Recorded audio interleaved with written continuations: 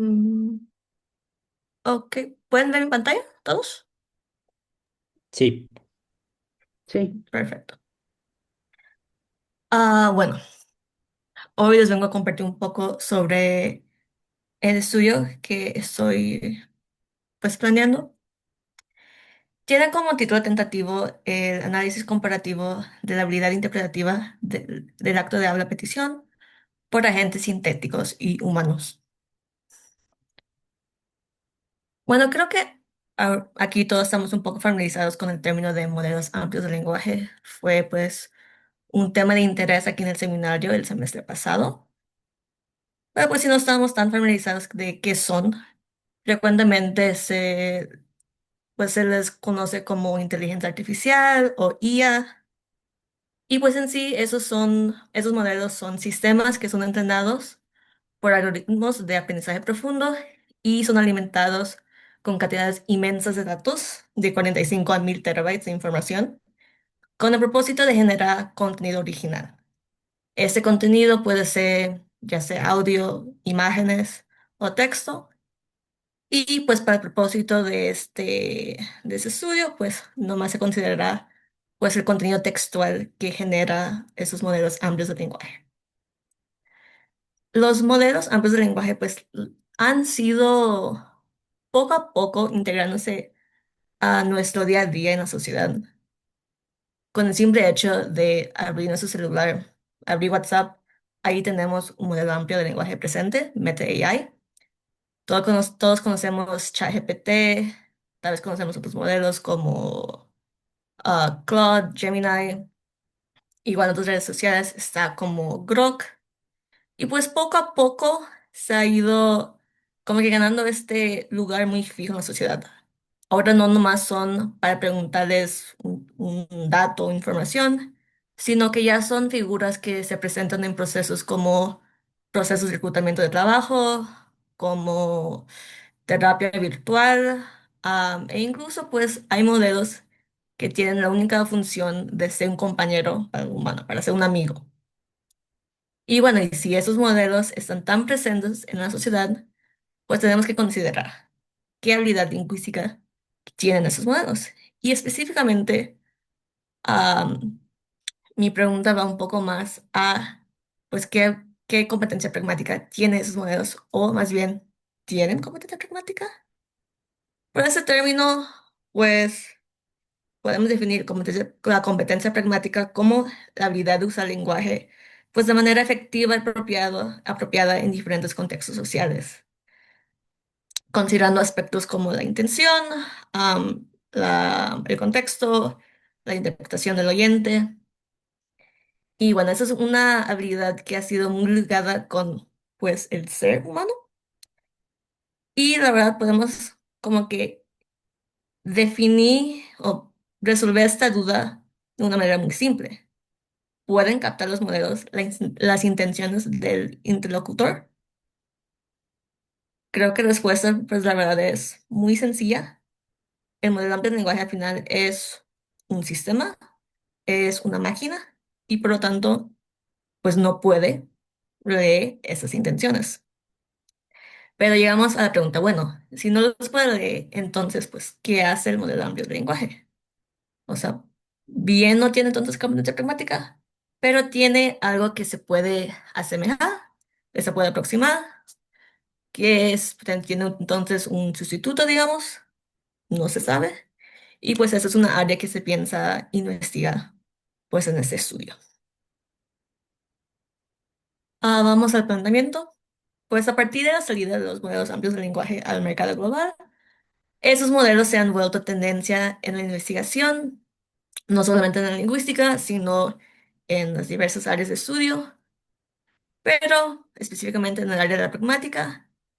El estudio de los actos de habla en relación con los modelos amplios de lenguaje, pues ha sido de creciente interés, pues, pero los trabajos existentes son todavía escasos y de los trabajos disponibles a que se han centrado en la habilidad de los modelos amplios de lenguaje para clasificar e interpretar actos de habla, pues se han enfocado en su mayoría en el inglés, que pues yo creo que nos dé mucha sorpresa. Sin embargo, Pues sí, se han explorado otros idiomas como es el coreano e italiano, pero la mayoría han sido en inglés y en español, pues la verdad no ha habido exploración en esta área. Asimismo, los estudios existentes se han enfocado en modelos amplios de lenguaje que están orientados a tareas, es decir, son modelos task-based, y muy poca atención se ha dado a los modelos amplios de lenguaje que son orientados al entretenimiento, ahorita denominamos social AI. Esos son los modelos que tienen como función cumplir un papel que tú le das, es decir, yo quiero que seas mi amigo chistoso, yo quiero que seas un caballero del siglo XIX, digamos. O sea, su única función es tal vez como ayudarte creativamente, contarte chistes, o sí, están únicamente enfocados en entretener al usuario.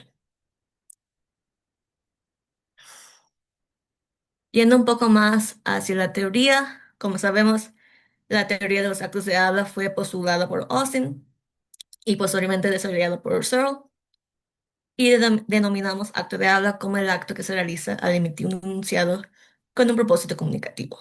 Un aspecto clave de esto es la fuerza ilocutiva, que es lo que comunica la intención comunicativa del acto ilocutivo.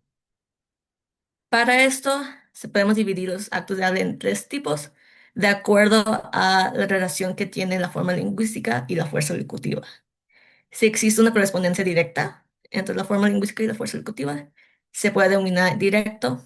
Un ejemplo, pues, dame ese libro. Si es de tipo indirecto, es decir, que no existe una relación directa entre la forma lingüística y la fuerza locutiva, pero existen formas convencionalizadas para expresar el acto. Es decir, ¿me pudieras dar ese libro?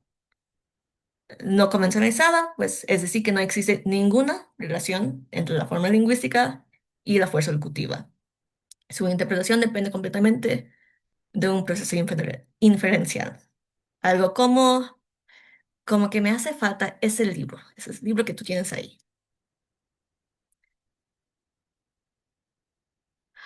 Ahora les comentaré un poco de los antecedentes que hay relacionados a este tema. Ah, Hay dos estudios que me llamaron mucho la atención. Ambos fueron publicados el año pasado, 2025. El primero, de Orsini y Bunato, tiene como objetivo, pues tiene un objetivo metodológico. Sobre todo, ah, tenían pensado presentar una prueba de referencia italiana para evaluar la capacidad de los modelos amplios de lenguaje para manejar actos de habla directos, comparando formas convencionalizadas y no convencionalizadas, utilizando escenarios de control. Entonces, para su metodología, lo que hicieron fue crear y evaluar un corpus que ellos llamaron INDIR-IT, que consta de 100 escenarios breves en italiano. Cada escenario incluye una breve descripción contextual en la que intervienen dos personajes, seguida de un acto de habla indirecto producido por uno de los hablantes. Posteriormente, pues, en este escenario, se los presentaban a los participantes con una pregunta de, pues, qué comprendían ellos del acto que se presentaba en el escenario. Y de ahí habían opciones múltiples con el fin de que el participante eligiera, pues, la interpretación correcta. Como resultado, en este estudio de Orsini y Brunato, vieron que los humanos tendían a favorecer las lecturas indirectas, incluso en contextos ambiguos. Y pues entre los modelos amplios de lenguaje fue el GPT-4o, que más se acercó a los juicios humanos, mientras los modelos más pequeños, como Llama 8B, que pertenece a Meta, me parece, pues tuvieron mayores dificultades. En cambio, disculpa. En cambio, QRA tuvieron como objetivo pues, evaluar la competencia pragmática, los modelos amplios de lenguaje, mediante su comprensión de los actos de habla indirectos en coreano. Pues en esta lengua la misma expresión puede tener diferentes significados según el contexto.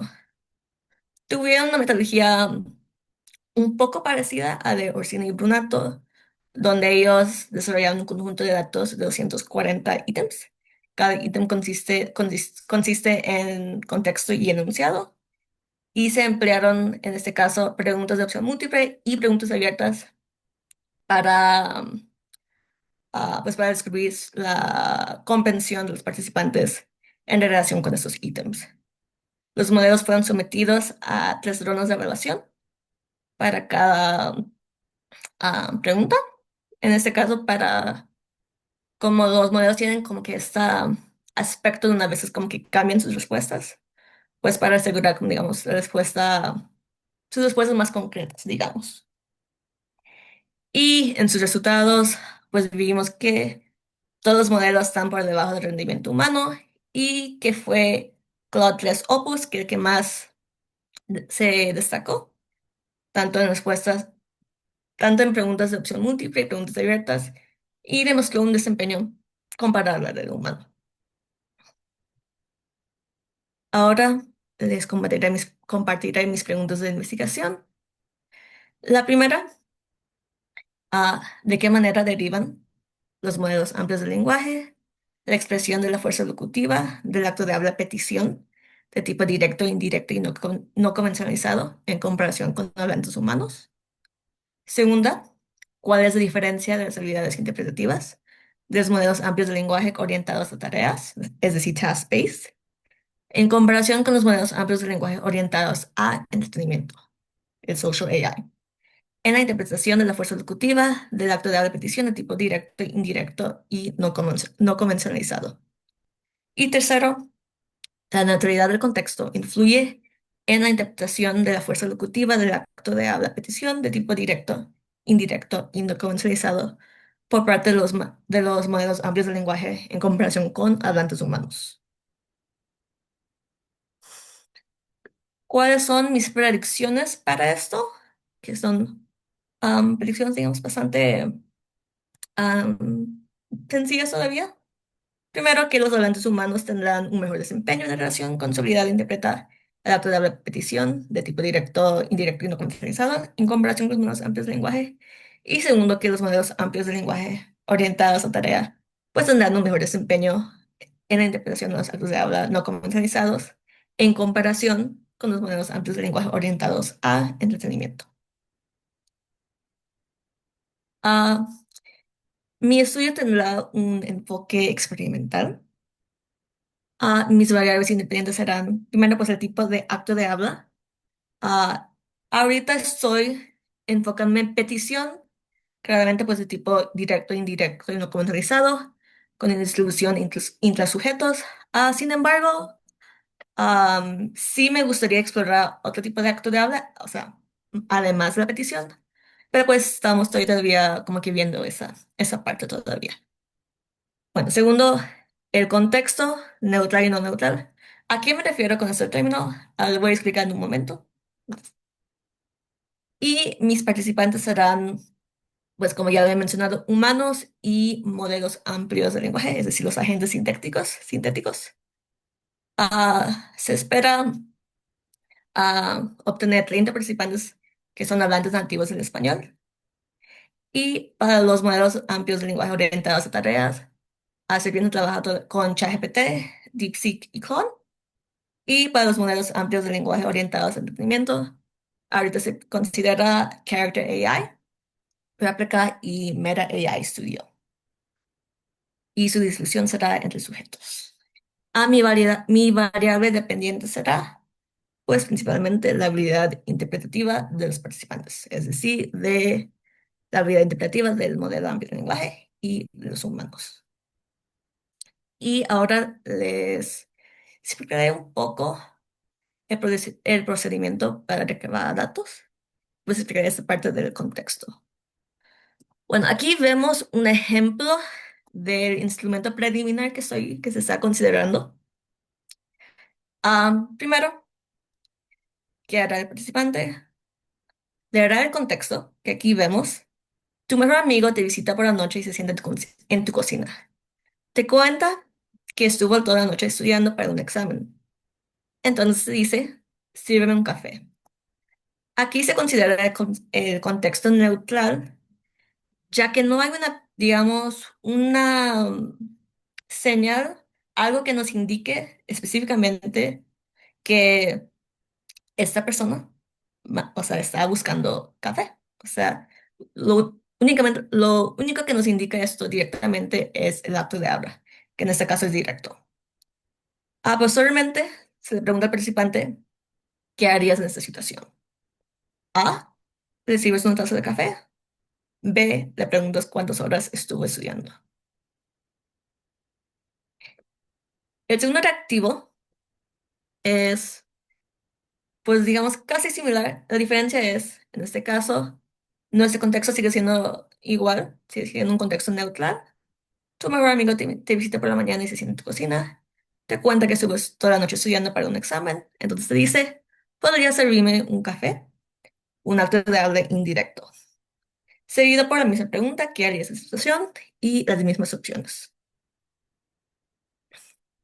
En el caso del siguiente reactivo, sería en este caso la distinción de un acto de habla no convencionalizado, es decir, te dice, me muero de sueño. ¿Qué harías en esta situación?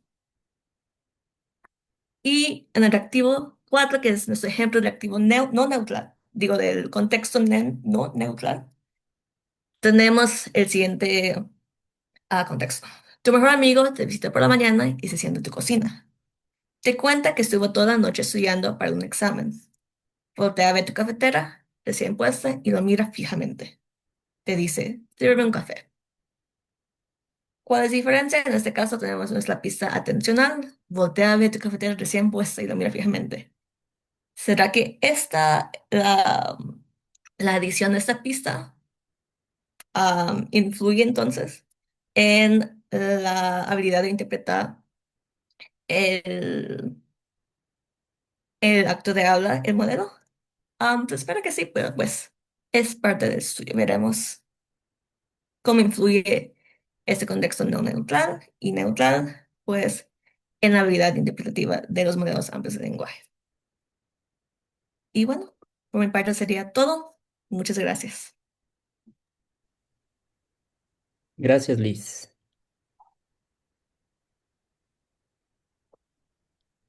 Mm, Entonces, pues vamos a abrir el espacio para preguntas y comentarios.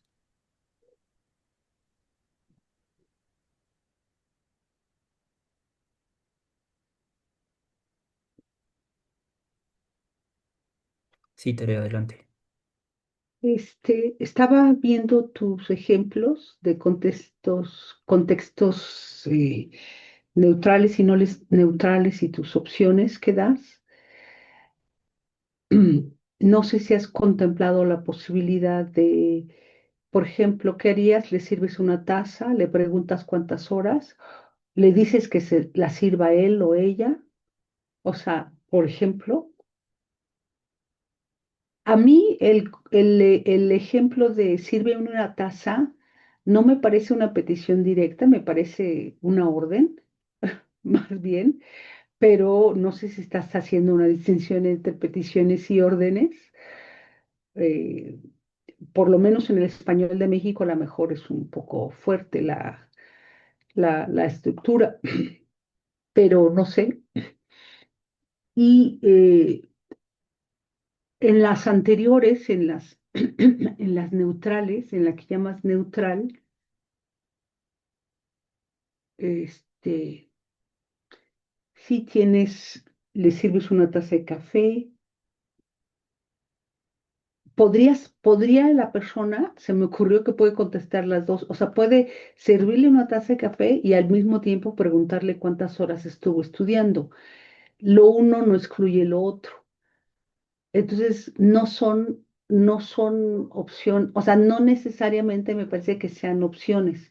Cuando yo tengo una opción, puedo escoger entre una u otra. Si yo puedo hacer las dos al mismo tiempo, a la par que yo hablo y le pregunto cuántas horas estuvo estudiando y al mismo tiempo llevo la acción de servirle una taza de café, no se, no se contradicen, ¿no?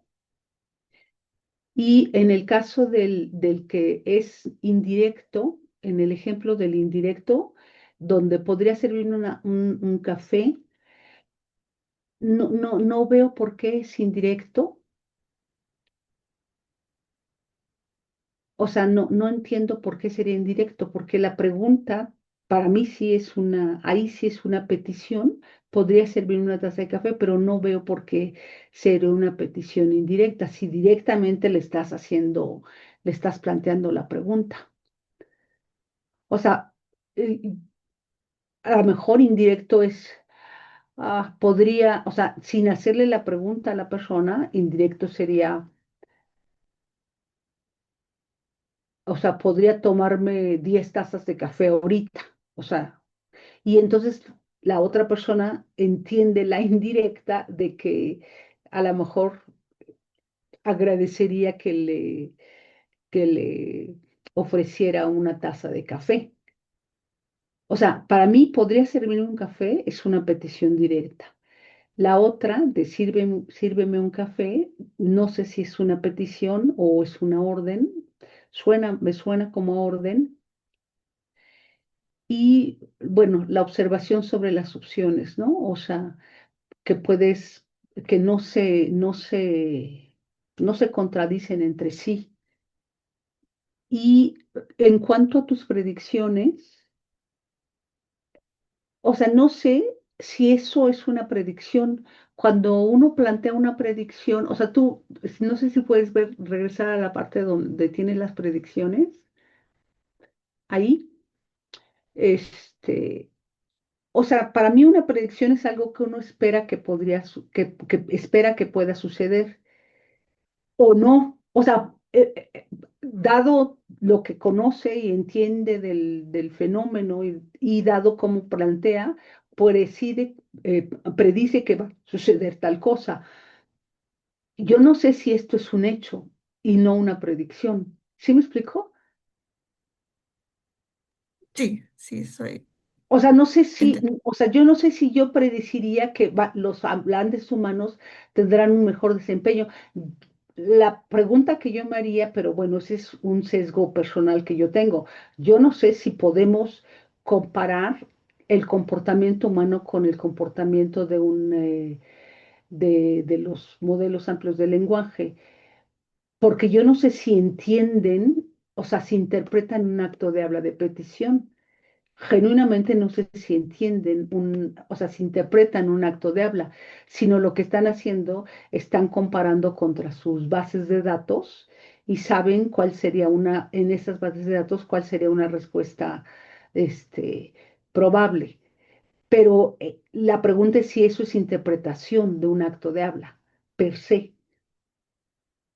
¿Sí me explicó? Aunque yo no sé si los modelos amplios de lenguaje, hasta donde entiendo, no han,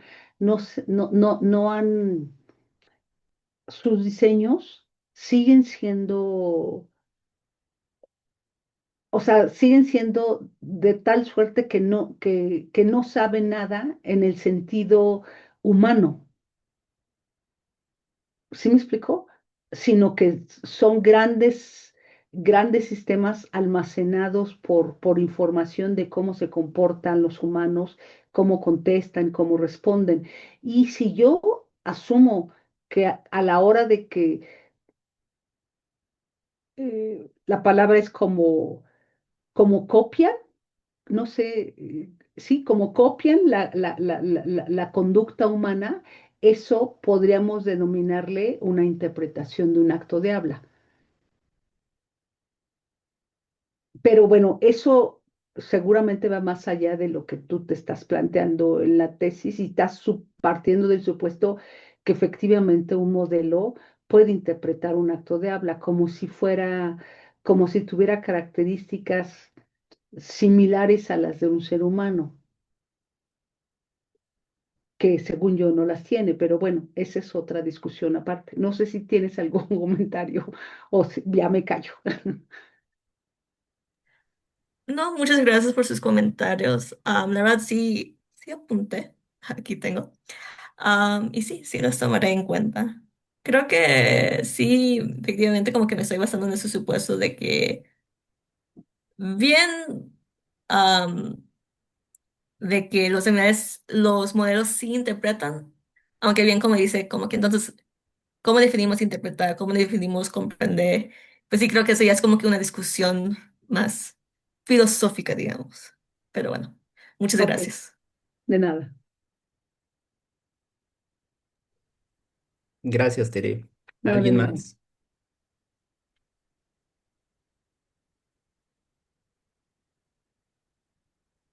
Gala. Sí, gracias. Este, mm, bueno, tengo como algunos comentarios con respecto a lo que dice Tere de que bueno, las opciones de respuesta no son excluyentes.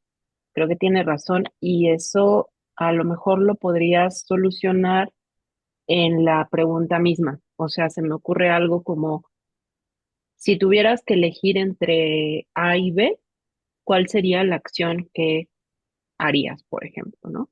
O sea, como explícitamente decir, tienes que elegir una de las dos, ¿no? Por ahí podría solucionarse. Por otro lado, tú mencionas que tienes, bueno, son dos preguntas que van relacionadas. Dijiste que tienes 30 participantes humanos por tarea. Digo, sí, 30 participantes hablantes nativos del español. O sea, típicamente por versión de un instrumento o una tarea vas a tener como 30, ¿no? Mi pregunta es, en el caso de los modelos amplios, ¿cómo cuentas un participante? O sea, ¿elicitarías varias veces al mismo modelo? Si sí, ¿cuántas? O si más bien sería muchos modelos elicitándolos una sola vez.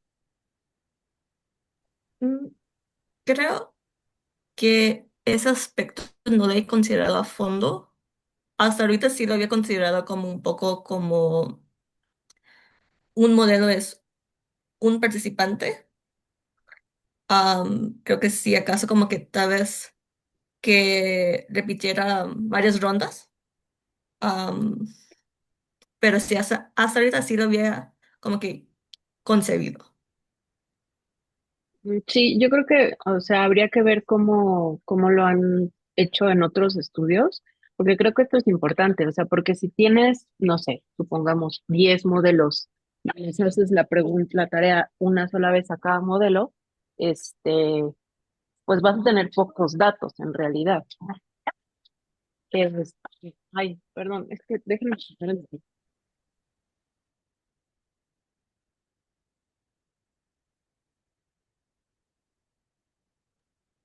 Ya, una disculpa.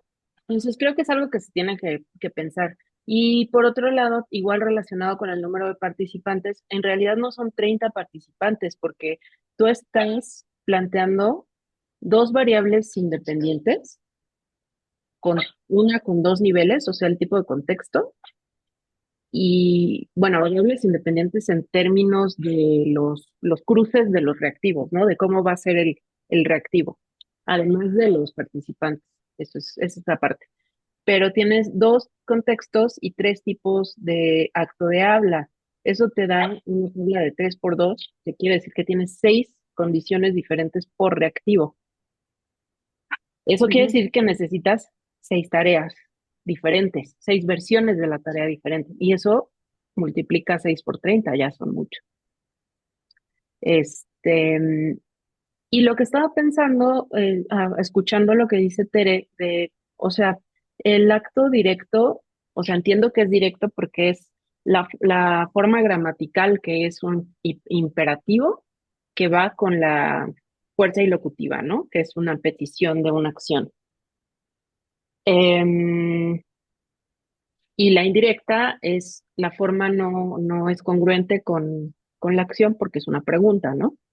Pero yo creo que a lo mejor lo que podrían hacer es dejar a un lado el directo, porque eso yo creo que no van a encontrar nada. O sea, eso está en la forma gramatical. No hay forma de que el chat lo pase por alto, ni el humano, creo yo.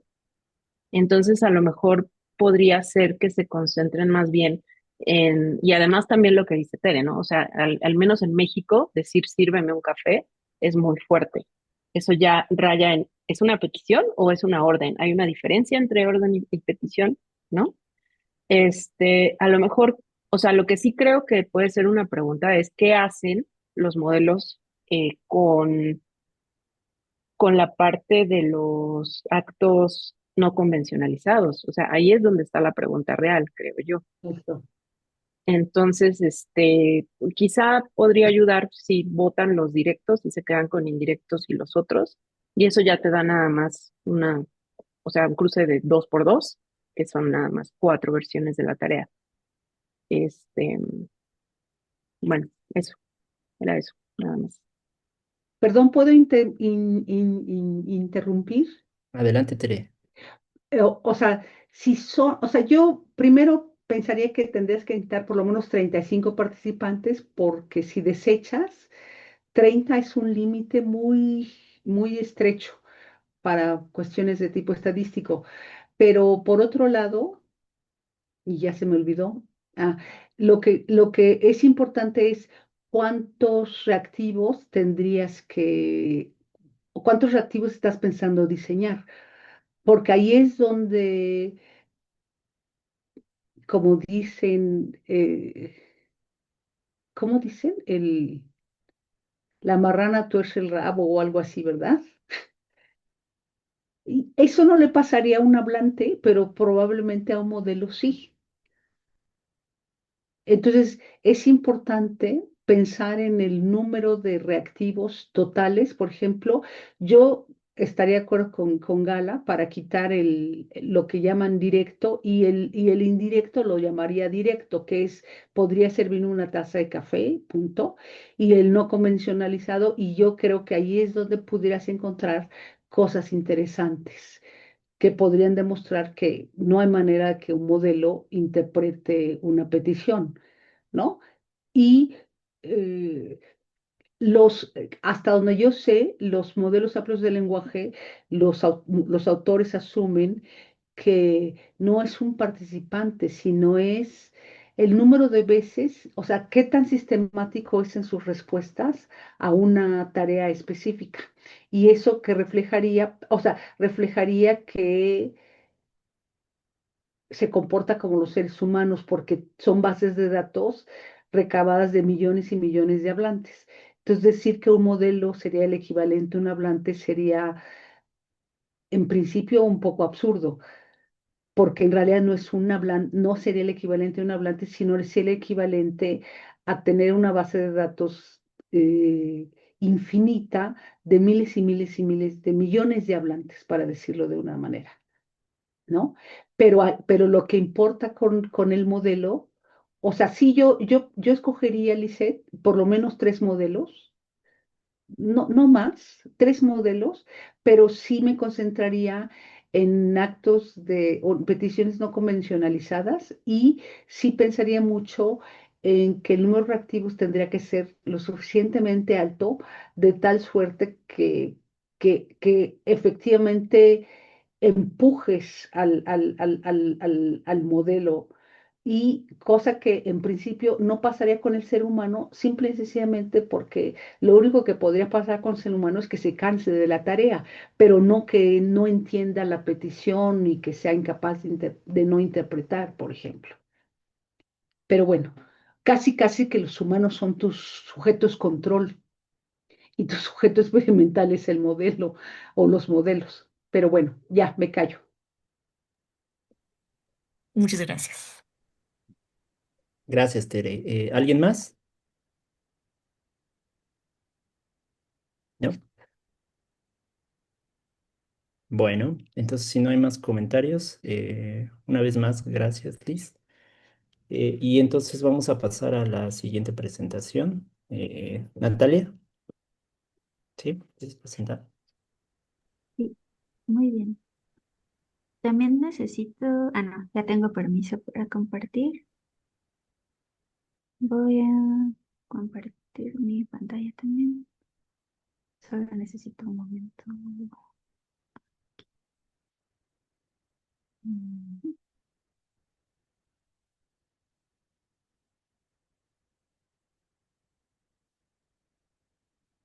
ok. Ah, no, present. Sí. ¿Pueden verlo Sí, todos? ya. Ok, bueno, buenas tardes.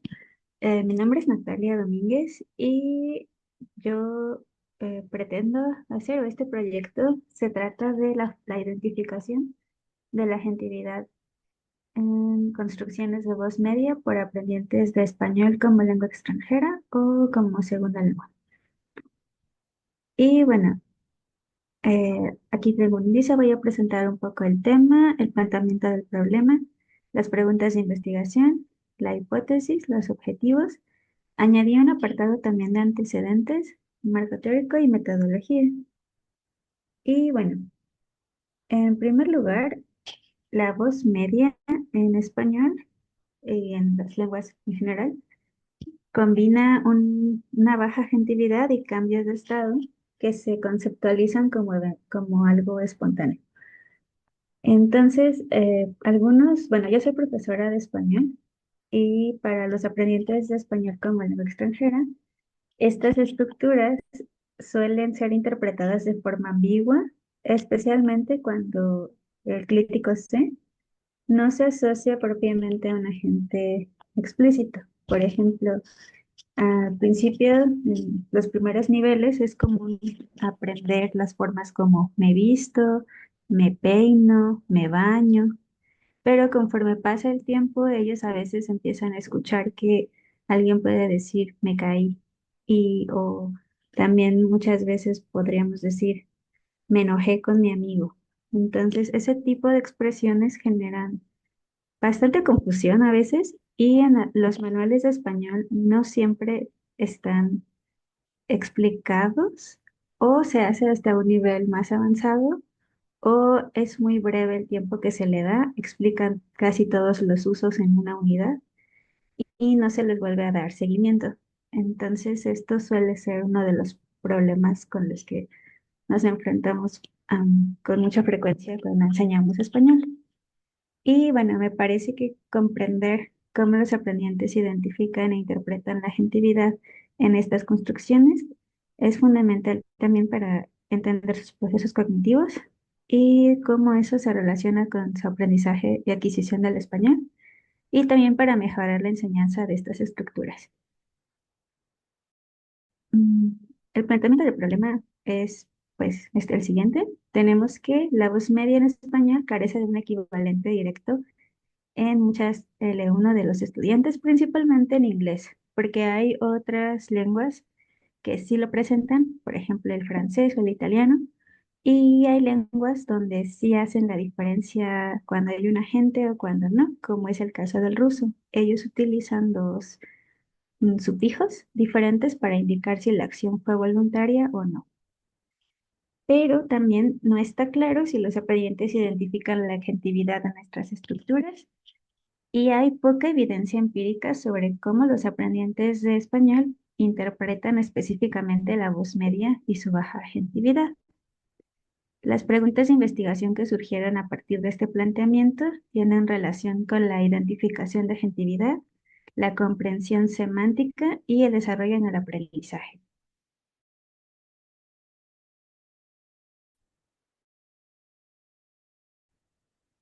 eh, con relación a la identificación de la agentividad. La primera es, los aprendientes de español fallan en el reconocimiento de la baja agentividad en las construcciones de voz media. La segunda es, los aprendientes de español como lengua extranjera identifican la agentividad en construcciones de voz media de manera semejante a los hablantes nativos. Sobre estas dos, con mi tutora, que es la doctora Merari, determinamos que probablemente era más interesante quedarnos con la segunda porque la primera podía ser como una respuesta muy obvia. En la segunda pregunta, respecto a la comprensión semántica, la pregunta es, ¿la presencia de C en verbos de cambio de estado reduce la percepción de agentividad en los aprendientes de español? Y la pregunta resultante del desarrollo en el aprendizaje es, cómo evoluciona la capacidad de identificar la agentividad en construcciones de la voz media a lo largo de los niveles de competencia de A2 a B2. El siguiente es la hipótesis.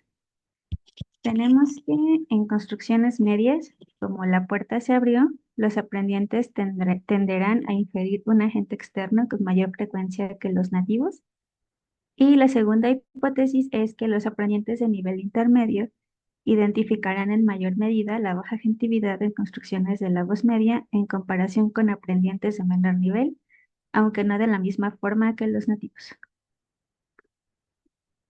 Los objetivos, bueno, en general, es analizar si los aprendientes de español como lengua extranjera identifican la agentividad en las construcciones de voz media. Y los específicos son hacer una caracterización de la voz media, comparar la atribución de agentividad entre aprendientes de nivel básico e intermedio, determinar si la disminución de la agentividad interpretada por los aprendientes se correlaciona con su nivel de competencia lingüística. Y a estos objetivos también en nuestras últimas sesiones y en el desarrollo también de este protocolo, eh, determinamos que también era interesante, y también por los comentarios del profesor ahorita, también considerar a los hablantes nativos, no solo control, sino también poder hacer alguna comparación con la forma en que los hablantes nativos también lo están interpretando, y no solamente la parte teórica. Siguiente. Ok, aquí tenemos los antecedentes. Principalmente tomé estos dos estudios. El primero, el de Escobar y Teomiro, es un estudio justamente experimental, donde ellos demuestran que el aprendizaje del crítico es gradual, estratificado y que depende del tipo de construcción argumental. Presenta mayor ventaja la adquisición de usos más transparentes, pero todavía se presenta dificultad en algunos usos que involucran baja agentividad, cambio de estado o ausencia explícita de agente. Ellos hacen solo una comparación de en general todos los usos y empiezan a pedir que interpreten estas formas y casi todos coinciden cuando el verbo es reflexivo y ellos proponen que más que aprenderlo en las clases, la adquisición de estas formas se da en el uso de la lengua. Si los aprendientes también están en un entorno donde se habla español o si los aprendientes tienen como otros medios de poder tener contacto con la lengua. Y el siguiente estudio también tomado en cuenta es el de Guillén Solano, que se llama La expresión de la inacusatividad en L por parte de estudiantes anglohablantes. Aquí ellos demuestran que la divergencia entre inglés y español en los mecanismos de inacusatividad y voz media genera dificultades persistentes en la producción y comprensión de eventos sin agente por parte de clientes cuya L1 es el inglés. Ellos se basan principalmente en la producción. Analizan textos que los aprendientes hicieron y descubrieron que realmente ellos no producen construcciones medias. Casi todos sus textos tienen determinado un agente, aunque tal vez la forma en español más común para nosotros sería hacerlo de forma pasiva o media. Y ellos dicen que sus resultados podrían sugerir que tampoco las interpretan. Si no hay producción por parte de ellos, tampoco hay interpretación en primer lugar. No, si no hay producción, tampoco hay comprensión, perdón. Mm, y bueno, para el marco teórico, aquí también hay como tres ejes principales.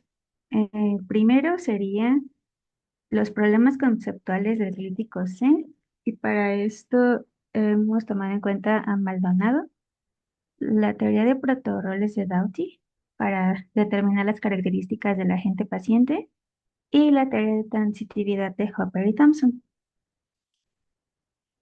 Ahora, bueno, la metodología, el enfoque va a ser experimental. El instrumento de investigación todavía queda en definir las tareas, todavía no llegó a esa parte.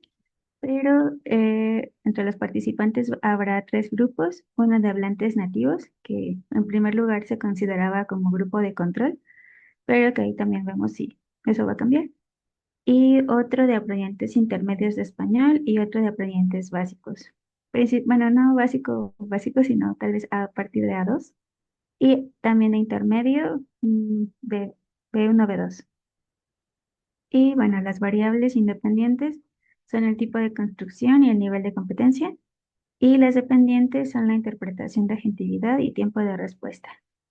Todavía no hay análisis de datos y resultados.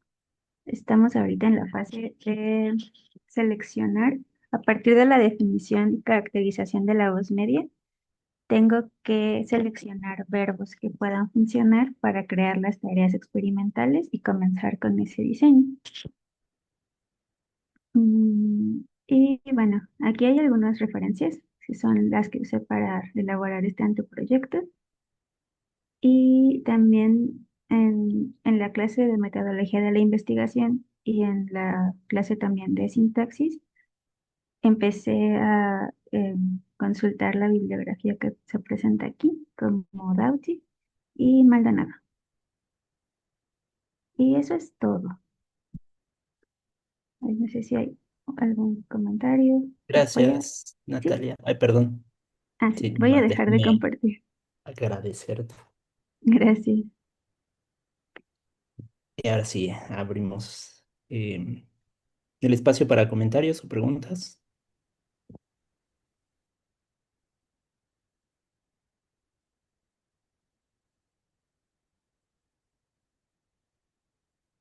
Gala. Gracias. Gracias, Natalia. Está muy interesante tu tema. Yo nada más tengo una pregunta que muy probablemente es por mi ignorancia en el tema, pero en tus variables independientes tienes obviamente el tipo de participante, ¿no? O sea, qué grupo pertenece. Pero en la otra variable de tipo de construcción, ¿cuáles serían las distintas condiciones, digamos? O sea, ¿cuáles son las construcciones que utilizarías? Utilizaría verbos de cambio de estado, por ejemplo, enojarse, derretirse, desmayarse, que son parte también de un cambio de estado que puede entenderse como natural o accidental. Y también oraciones impersonales, como se compran colchones.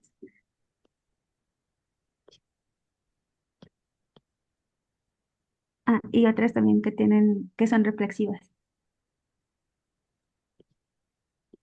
Ok, y tus predicciones van en función de la construcción, o sea, no se interpreta igual en cuanto a ver un agente, se cayó de la escalera y, no sé, se compran colchones, ¿no? Ah, sí, sí. Primero también, esa era una parte que es necesaria también definir. Si solo voy a quedarme con verbos que son pronominales, aunque no sean reflexivos, y a partir de ahí seleccionar cuáles corresponden en este ámbito, o también hacer oraciones impersonales que quitan un poquito también como a un sujeto. No hay un sujeto establecido, pero indica que la acción se realiza en algún lugar. Ok, vale, muchas gracias. Sí, gracias. Gracias, Galatere. Hola Natalia. Este, tengo varias, bueno, tengo una duda. No sé si tienes el fenómeno ya seleccionado, porque algunos de los ejemplos que estás dando, no sé si todos pertenecen al fenómeno de voz media. Entonces, lo primero que tendrías que hacer, según yo, es decantarte por el fenómeno de baja gentilidad, que podría incluir voz media, pero no exclusivamente voz media, sino otros fenómenos. Esa es una manera de abordarlo. Y la otra sería concentrarte solo en la voz media. de los estudios que mencionas, me llaman la atención las conclusiones de los autores, porque, por ejemplo, que una persona no produzca no necesariamente quiere decir que no puede interpretar.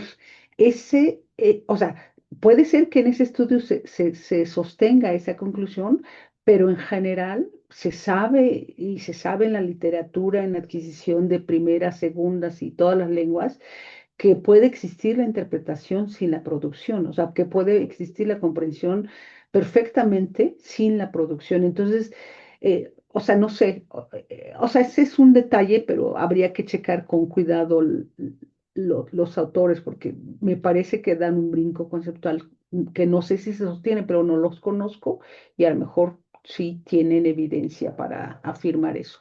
Pero bueno, el tema, o sea, lo que me llama la atención es o vas con voz media solamente por baja agentividad, o vas por baja agentividad como tema, que incluiría, que tendría subtemas, subfenómenos, como voz media, la pasiva también es un fenómeno de baja agentividad, o sea, pero creo que esa segunda, o sea, esa sería a lo mejor una mala aproximación, porque entonces podrías meter un montón de temas. Me llama la atención que afirmas, por ejemplo, que los estudiantes tienen problemas en producir o en interpretar o en entender construcciones como la puerta se abrió. ¿Es cierto eso en español? En algunos casos sí, no sé exactamente si es un problema de conceptualización o que suelen omitir o no ver que ese C implica que es una acción accidental o no premeditada. Eso es lo que ha sucedido porque muchas veces se quedan con el sentido de reflexividad y quieren decirlo como se abría a sí misma, pero propiamente dicen como abrió el viento, la puerta hizo algo. Pero Entonces, esas construcciones en inglés existen. sí, Entonces, o sea, tú dices, bueno, no, tienen problemas porque no existen en inglés. O sea, activamente no existe el ser impersonal, pero existen mm, las sí, anticausativas en sí, inglés. The ship sank, the door opened, mm, the glass broke. O sea, todos ese tipo de construcciones y hay muy poca agentividad. Entonces, o sea, no sé si el problema es la noción de agentividad o la estructura que se utiliza en español para expresar la baja agentividad. Y si entonces ese es el caso, a lo mejor te convendría concentrarte solo en voz media con el caso del crítico C, pero bueno, no sé, o sea, son cosas que se me están sí, ocurriendo y no sé si puedes poner tus preguntas de investigación. sí. Y ya con eso, Sí, de hecho, ahorita que lo menciona, pienso que sí es más parte de la estructura, porque puede ser que en ese caso de la puerta abrió quede un poco más claro, pero con lo que ha habido algunos problemas es, por ejemplo, con me caí o con justamente romper, con el verbo romper. Como el vaso se rompió, la ventana se rompió, ahí es donde a veces salta. O como enojarse, o por qué dicen siempre como quejarse, porque no solo es quejar, porque tengo que poner ahí el quejarse. O también el morirse y la diferencia entre dormir y dormirse, que es cuando está este cambio de un estado a otro. ya, ok. No, creo que es la Ah, siguiente lámina. perdón, sí,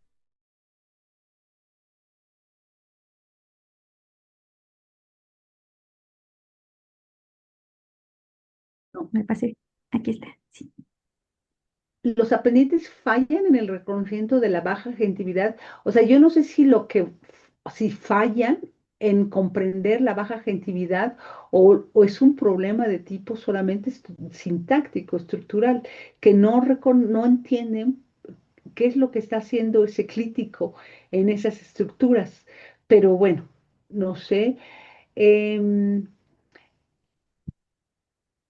la segunda, los aprendientes identifican de manera semejante a los hablantes nativos, pues yo creo que esa respuesta la sabes o no.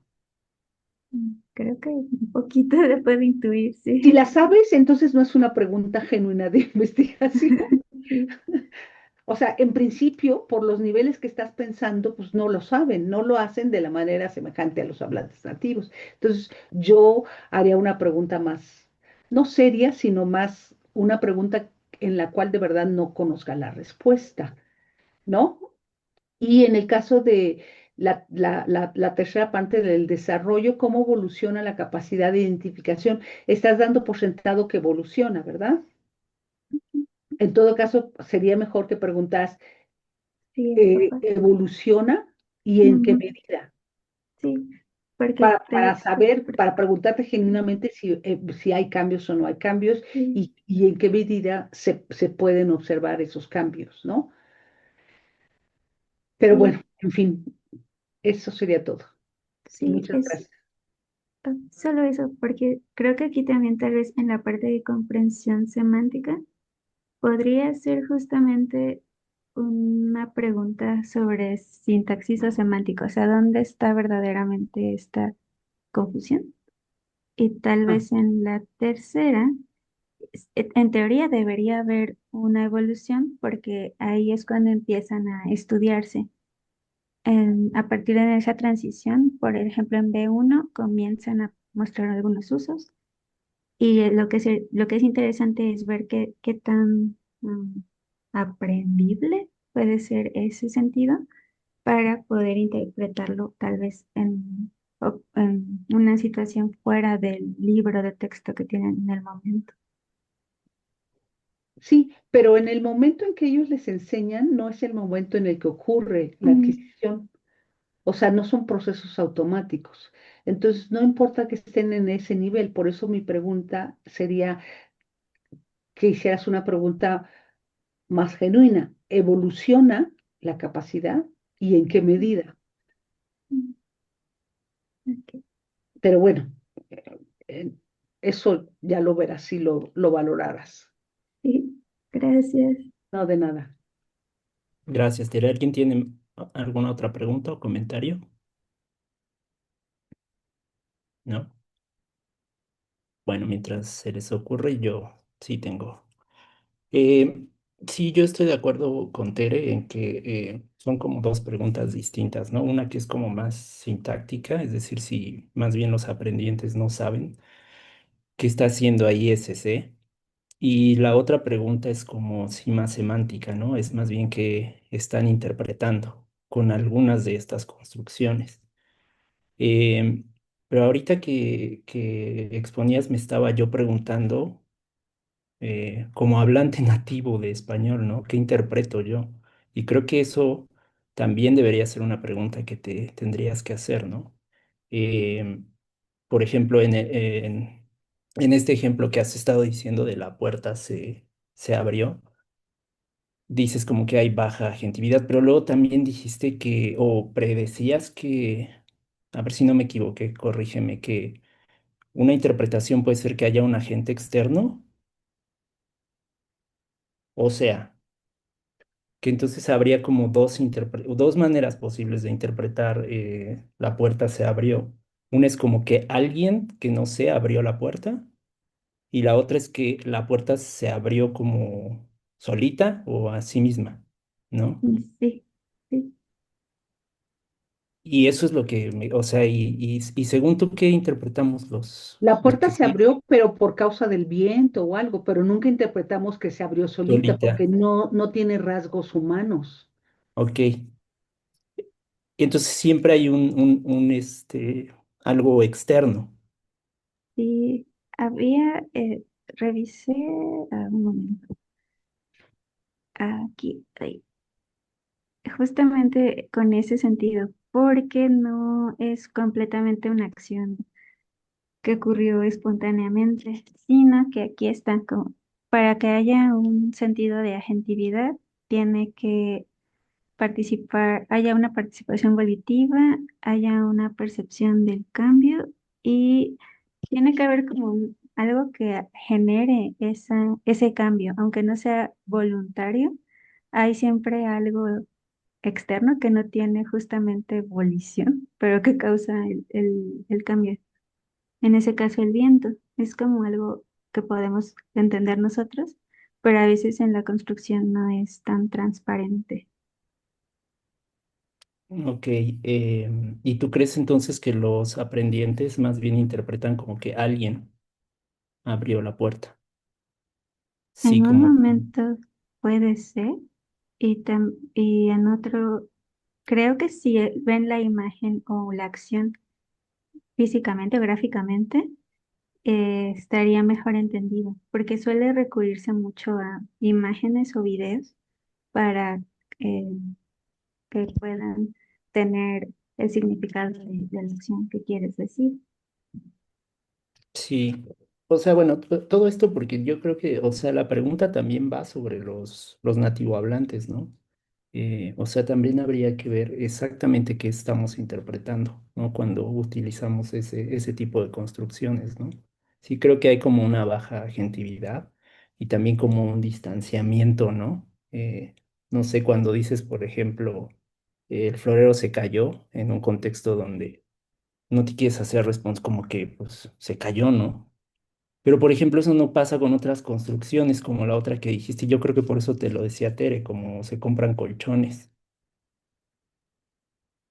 Son ¿no? O sea, diferentes. Ujú. sí, son diferentes, entonces también tendrías como que acotarlo ahí. Pero bueno, eso. Pero gracias, Natalia, muy padre. Gracias a ustedes. Bueno, y entonces, pues pasamos a la última presentación de Paloma. Adelante, Paloma. Muchas gracias. Mm, un segundo.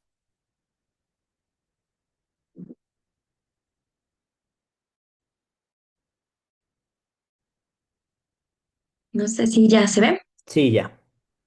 Súper. Bueno, me presento yo. Soy Paloma Sánchez y mi proyecto de investigación va hacia el tema del aspecto. Creo que aquí tengo que dar un poco de contexto porque del semestre pasado a la fecha, pues ha habido algunos cambios. Yo el semestre pasado estaba enfocándome en el procesamiento del aspecto léxico y gramatical. Y aunque sigo trabajando con aspecto, sí ha habido ciertos cambios que son bueno, los que voy a presentar ahorita.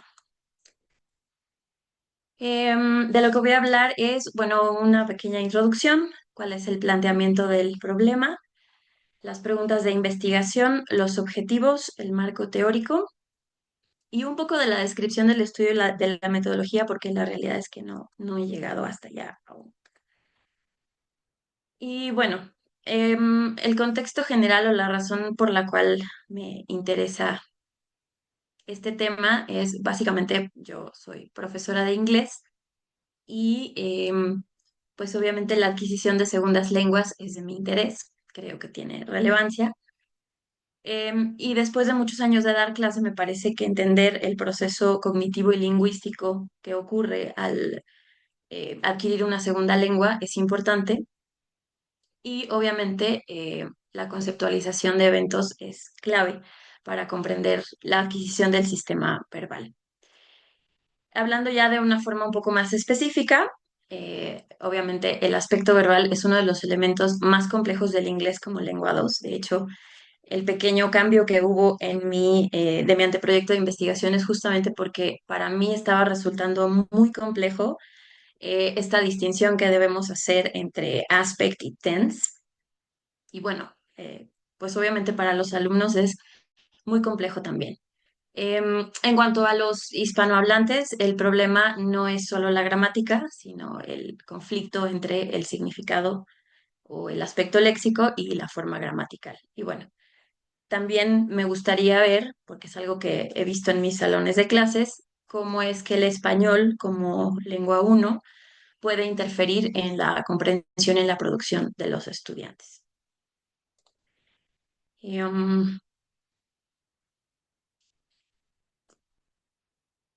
pues bueno, la relevancia local, obviamente el inglés como prioridad educativa en México. Muchísimas escuelas, muchísimas universidades obviamente lo dan, sin embargo los índices de logro siguen siendo bajos. Entonces hay ciertos errores sistemáticos, incluso con alumnos que tienen muchos años estudiando la lengua, y yo considero que comprender los mecanismos de procesamiento puede mejorar la enseñanza del aspecto verbal y que esto en algún momento pueda reflejarse en los índices y mejorarlos. ¿Cuál es el planteamiento del problema? Bueno, yo creo que el problema central de mi investigación no es la falta de competencia gramatical, sino la incertidumbre sobre cómo el aprendiente mexicano resuelve el conflicto entre las reglas universales de la hipótesis de aspecto léxico y las estructuras de su lengua materna. De hecho, un poquito más adelante voy a hablar sobre cómo mi marco teórico es justamente esta hipótesis. Y en esta hipótesis se habla de cuál es la forma en la que los aprendientes aprenden o en qué orden van aprendiendo. Entonces aquí tengo un cuadrito en donde está lo que dice la teoría, que es que los aprendientes primero, de hecho ahí está muy resumido, pero en realidad la primera sería con el pasado. Entonces en esta es si el aprendiente ve un verbo de logro o de realización, es decir, un verbo télico, que puede ser verbo o puede ser perífrasis verbal, por ejemplo, llegar a la cima, piensa en algo rápido, que ya terminó, y lo etiqueta como pasado. Entonces, eso es como lo primero que los alumnos aprenden.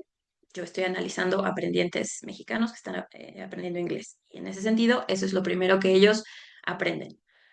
El segundo sería con el progresivo, con el marcador ing. Ellos si ven un verbo de actividad, es decir, una acción que no necesariamente tiene un límite, pero que tiene una duración o que fluye, entonces su cerebro lo etiqueta como algo progresivo, pone el marcador ing. Y al final trabajan ya con los estados. Un estado, obviamente, en la regla no debe llevar el ing. ¿Qué es lo que yo estoy planteando? Que los estudiantes no necesariamente sigan con ese orden o que al seguirlo haya alguna pequeña alteración por influencia del español como lengua primera, como primera lengua. Mis preguntas de investigación. Bueno, la pregunta general es ¿de qué manera el aspecto léxico de los verbos, según la clasificación de Bendler, que es la que voy a utilizar, influyen en el uso y el procesamiento de los marcadores de tiempo pasado, ED, y progresivo, ING, en estudiantes universitarios mexicanos de nivel intermedio? En realidad, aquí no debería ser nivel intermedio porque voy a ocupar desde alumnos de nivel básico hasta un nivel avanzado, digamos, quizá B2, C1 ya sería mucho, pero algo así, justamente para ver si a lo largo del tiempo, conforme ellos se continúan aprendiendo, hay algún cambio. Mis preguntas específicas, la primera sería, ¿existe una asociación significativamente mayor del marcador de pasado ED con verbos télicos, logros y realizaciones, en comparación con verbos atélicos, actividades y estados en la producción de los aprendientes? Dos, se restringe el uso del marcador progresivo ing primordialmente a los verbos de actividad, cumpliendo con la predicción de asociación dinámica de la hipótesis de... ay, se me fue. De aspecto léxico. Muestran los aprendientes una resistencia inicial a utilizar el progresivo con verbos estativos o existe una sobreextensión de esta forma influenciada por su L1. Y la cuatro, cómo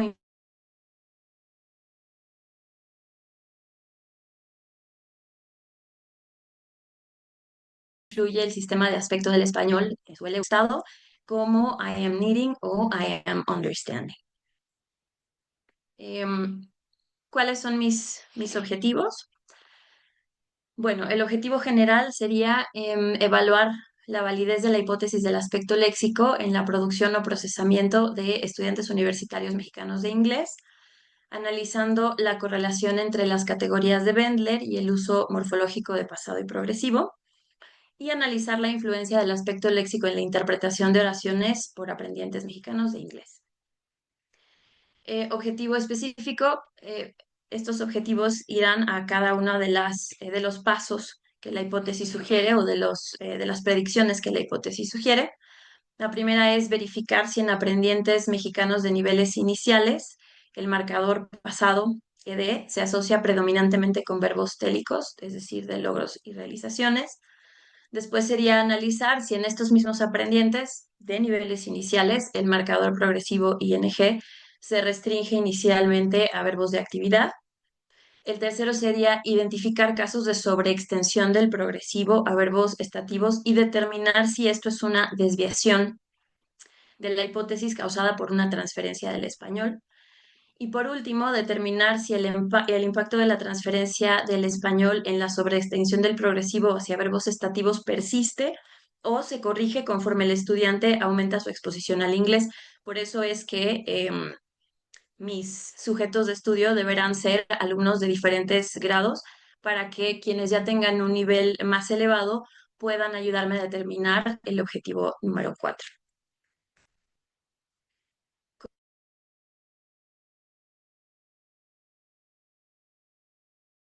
Como marco teórico estoy utilizando Yasuhiro Shirai, que es una teoría fundamental en la adquisición de segundas lenguas y lenguas maternas que explica justamente el proceso por el medio del cual el aprendiz adquiere las marcas gramaticales de tipo y de aspecto. ¿Cuál es el postulado central de esta hipótesis? Que los aprendices de primera y segunda lengua se ven influenciados inicialmente por el aspecto semántico inherente de los verbos, el aspecto léxico o action site, al adquirir y utilizar marcadores de tiempo y de aspecto. Esta hipótesis, como les comentaba, hace o predice 4 asociaciones principales. La primera es pasado con verbos télicos, la segunda es el perfectivo con pasado, la tercera es el progresivo con verbos dinámicos y la cuarta sería no extensión a estados, que ya les había explicado en el cuadrito anterior.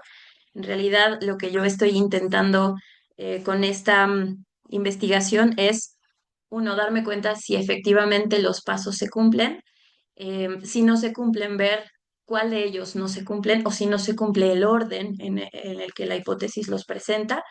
Y la tercera sería saber si el español tiene algún impacto y si ese impacto va aminorándose conforme el alumno va elevando su nivel de la segunda lengua.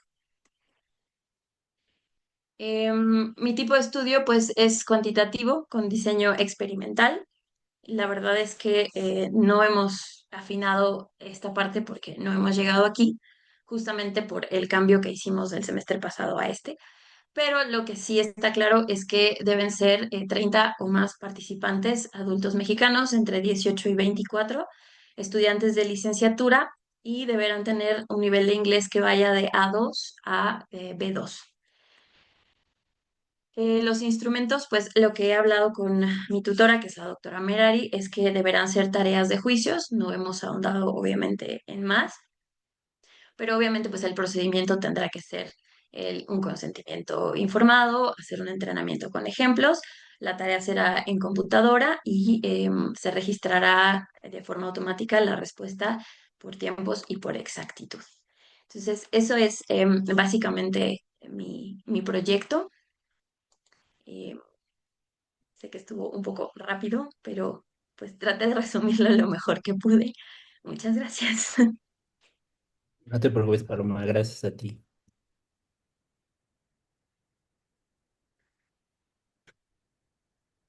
Bueno, ahora sí pasamos a los comentarios y preguntas.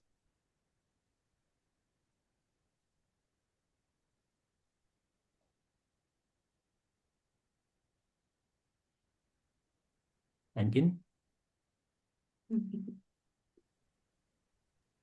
Vas, Gala. Y Una luego muy tú. rápida. Este, o sea, sí entiendo que tus predicciones cambian en términos de los juicios que se van a hacer, ¿no? Eh, pero al final mencionas que también vas a medir tiempos. ¿Quiere decir que también tienes predicciones en términos del procesamiento de esto? La verdad es que cuando empecé mi proyecto el semestre pasado, sí lo tenía pensado yo, en cuestión de estos estudios en donde también se toma el tiempo del ojo, que no me acuerdo cómo se llamaban, para ver como la reacción del alumno. Pero en este momento se quedó así, pero no lo he discutido con mi tutora. No lo he discutido en este nuevo eh, como diseño, digamos, de la investigación. Lo que sí sé es que sería el registro de exactitud, obviamente, en la tarea de juicios, pero lo de los tiempos estaba anteriormente, pero en este momento no lo he discutido con ella. Ah, ok. Vale. Gracias. Tere, Y gracias, Paloma. ¿Te puedo pedir si puedes poner tu presentación en la parte de los objetivos, por favor? Claro.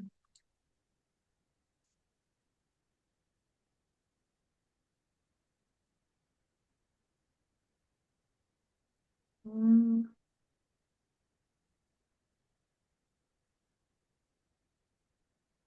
ahí. Y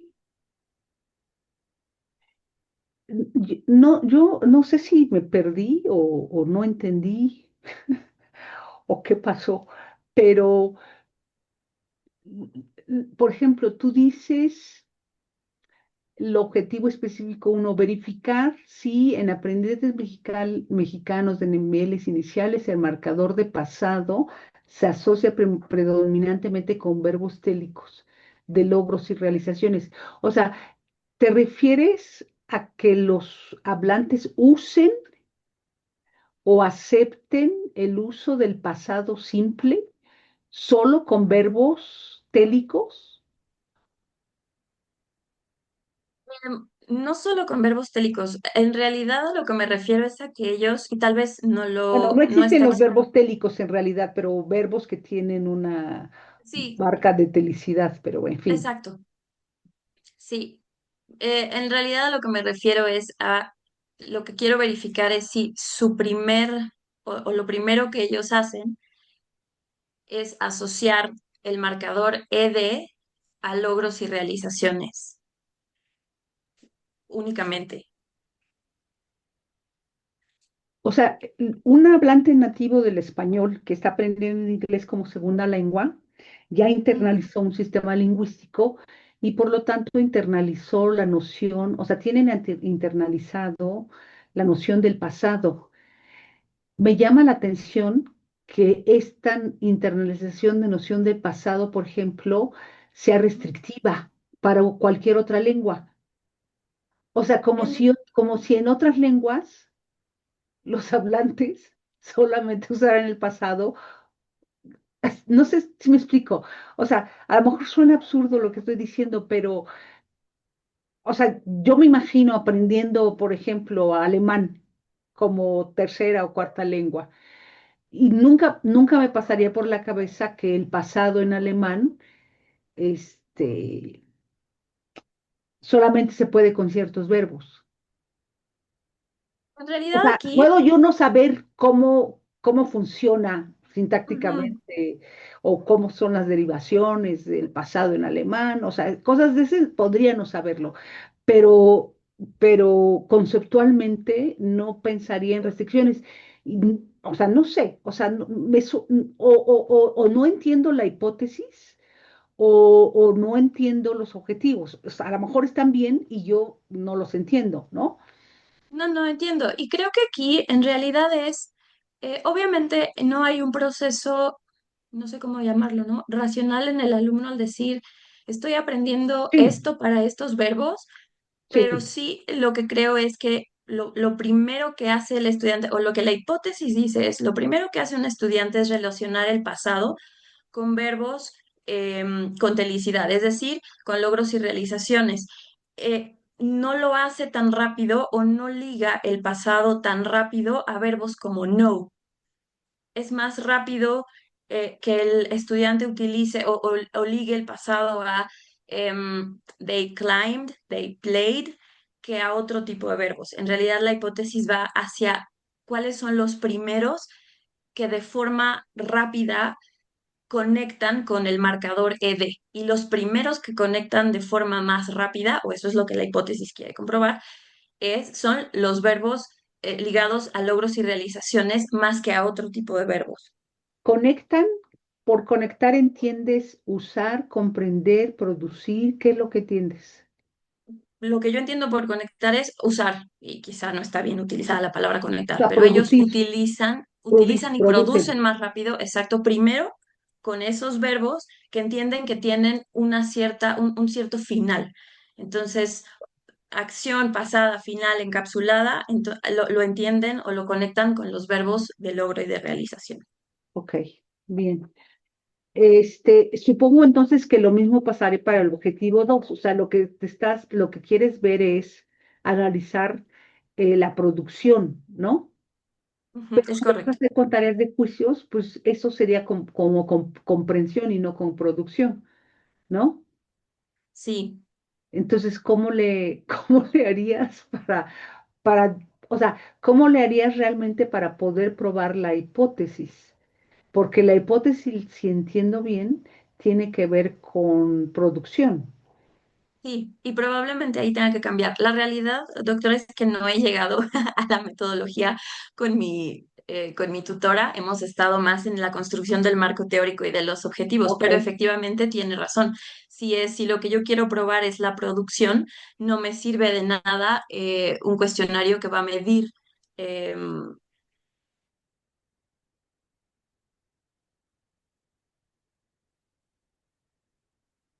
ya se congeló, ¿verdad? Sí, pero se recuperaba hace ratito. A ver, vamos a Sí, esperar tanto. esperamos tantito. Paloma, si nos escuchas, si quieres apagar tu video para que...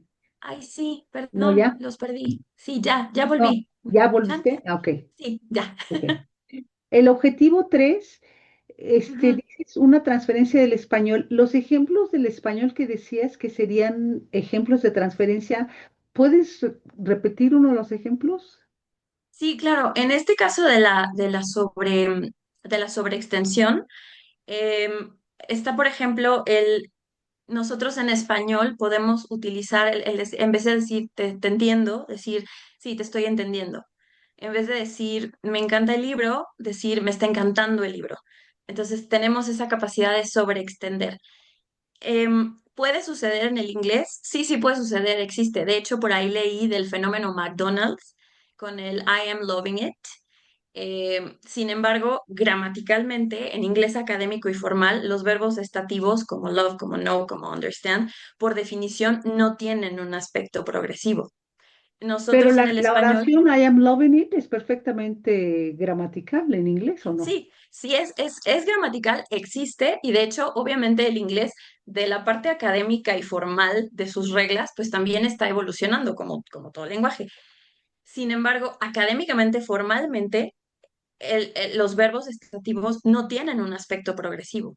Entonces, nosotros en español sí le damos esa sobreextensión, es decir, sí lo hacemos y lo que yo quiero saber es si eso que nosotros hacemos en español lo podrían impactar o lo podrían también hacer los aprendientes al hablar en inglés. Ok. Te recomendaría que revisaras la literatura del español sobre este fenómeno en particular para que te quedara, bueno, o sea, porque sí es importante si dos de tus objetivos estás pensando en fenómenos de transferencia, tendrías que tener claridad de cómo está funcionando en español el fenómeno también, ¿no? Ok, Porque tus ejemplos que dices en español, o sea, me quedan claros y creo que sí, es perfectamente posible en español, pero ¿no será también que en la literatura especializada se dice en español que los verbos estativos no marcan progresividad y sin embargo puedes encontrar evidencia en lengua hablada de que así lo utilizan los hablantes? ok. No lo sé. Bueno, muchas gracias. Al contrario, gracias a usted. Gracias, Tere. ¿Alguien más?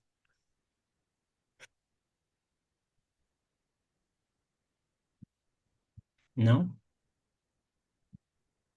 Bueno, entonces, yo sí. Yo sí, Paloma, gracias por tu presentación.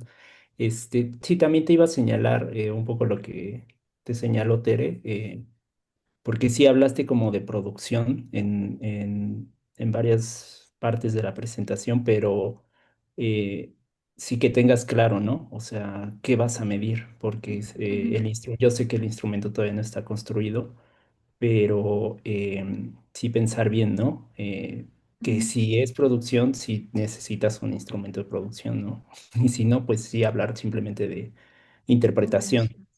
Ujú. interpretación, ¿no? Y también dejarlo de el procesamiento, que creo que ya te había dicho un poco, ¿no? O Ujú. sea, si no tienes algo que mida específicamente procesamiento, no puedes hablar de procesamiento. Lo otro que te iba a preguntar es, estas hipótesis, a ver, ¿las puedes poner otra vez? Sí. Em, Ajá. Y esas vienen o sea, esas hipótesis son para el inglés o son ya en el contexto de aprendientes. es No en el entiendo. contexto de aprendientes. En el contexto de aprendientes de inglés, pero ¿desde qué lengua? ¿O aplican para cualquiera?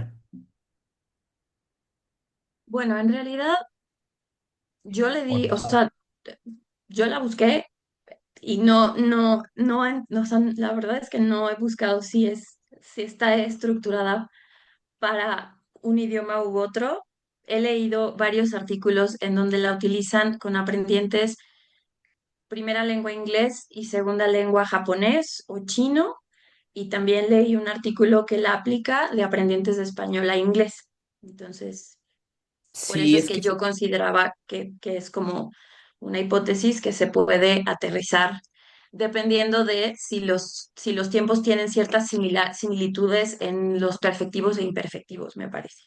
exacto, sí, es que o sea, se me hace que tiene mucho sentido cuando la lengua de partida es español y la lengua meta es inglés, ¿no? En estas como emparejamientos que haces, ¿no? O sea, el español lo que sí tiene es que, por lo menos en el español mexicano, hasta donde entiendo, el pasado simple tiene una marca como perfectiva, ¿no?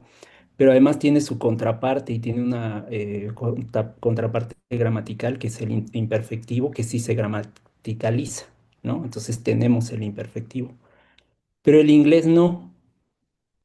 Y digo, aquí tenemos un hablante de inglés, Liz, entonces ella nos puede decir, esto sí es cierto. Pero, por ejemplo, en inglés no hay una gramaticalización del imperfectivo. O sea, se puede dar la idea del imperfectivo utilizando justamente el progresivo.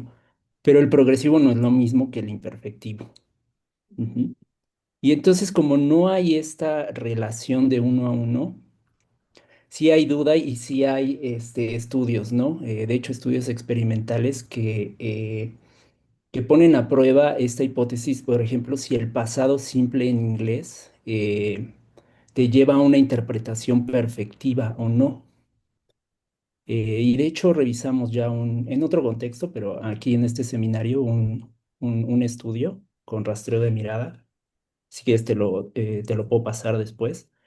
Pero los resultados eran esos, ¿no? Que el perfectivo digo, perdón, el pasado simple en inglés no siempre te lleva a una lectura perfectiva, ¿no? Eh, pero por eso entiendo que en español sí, ¿no? Entonces se me hace como que sí, en español sí pasa que cuando usas, por ejemplo, el pasado, se me hace como natural que lo asocies a logros y realizaciones, como dijiste, ¿no?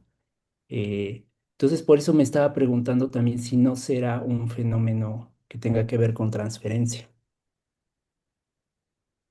Y entonces que por eso cuando ya en el contexto de adquisición del inglés, como en español hay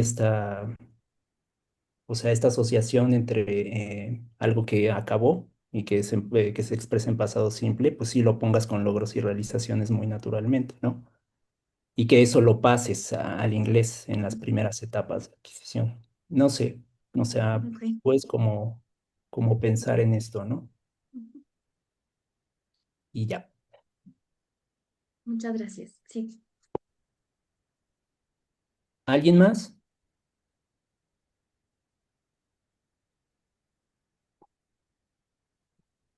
¿No? Ok.